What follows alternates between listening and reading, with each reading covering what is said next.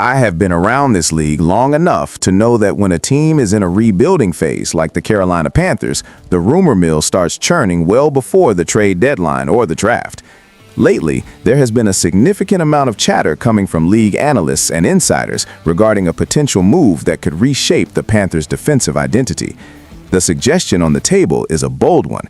Carolina should look toward the Pacific Northwest and explore a trade for one of the Seattle Seahawks' elite defensive pillars. Now, it is important to distinguish between a team actively shopping a player and the league-wide consensus that a move makes sense on paper. For the Panthers, the logic is clear.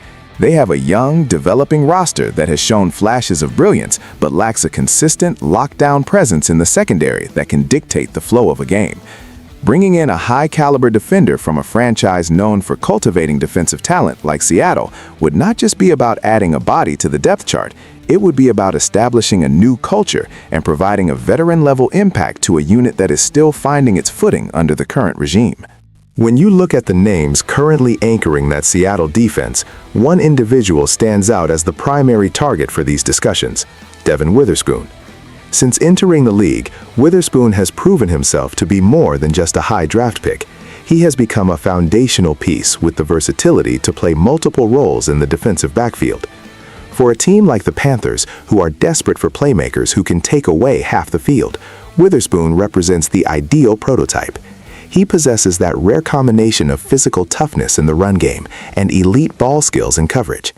Analysts suggesting this move point to the fact that Carolina's defense has often been left exposed during high-leverage situations, particularly against the more explosive passing attacks in the NFC South. By inserting a player of Witherspoon's caliber into the lineup, you theoretically solve two problems at once.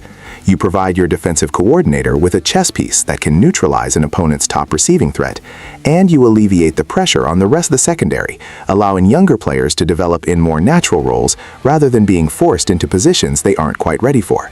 However, we have to look at this from the Seattle perspective, and this is where the conversation gets a bit more complicated. John Schneider and the Seahawks front office are not in the business of giving away elite assets for nothing. While the Panthers have been encouraged to pursue this, the price tag for a player like Witherspoon would be astronomical. We're talking about multiple high-round draft picks, likely starting with a first-rounder and potentially more depending on the timing of the deal.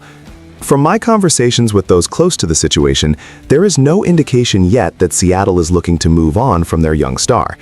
That said, in the NFL, every player has a price, if the offer is overwhelming enough. For Carolina, the question becomes whether they are willing to mortgage a portion of their future to secure a sure thing in the present. General Manager Dan Morgan has been vocal about building a roster that is tough and competitive, and while draft picks are the lifeblood of any organization, there is a strong argument to be made that a proven commodity is worth more than the uncertainty of a rookie. It is a classic balancing act between long-term sustainability and immediate improvement. As we move forward, the focus will remain on how aggressive the Panthers are willing to be. If they truly believe they are a few pieces away from competing for a division title, then a move for a standout like Witherspoon is exactly the kind of all-in maneuver that changes the trajectory of a franchise. But we must remain cautious. These types of blockbuster trades are rare for a reason. They require a perfect alignment of cap space, draft capital, and a willing trade partner who sees a benefit in moving a franchise cornerstone. For now, this remains in the realm of high-level speculation and analytical suggestion. The Panthers front office will undoubtedly do their due diligence, as they should with any elite talent that might be available. But until we see actual movement or hear a more definitive stance from the Seahawks, it is best to view this as a blueprint for success rather than a guaranteed transaction. One thing is certain, though. The fact that Carolina is even being mentioned in these conversations shows that the league expects them to be major players in the trade market as they look to return to relevancy.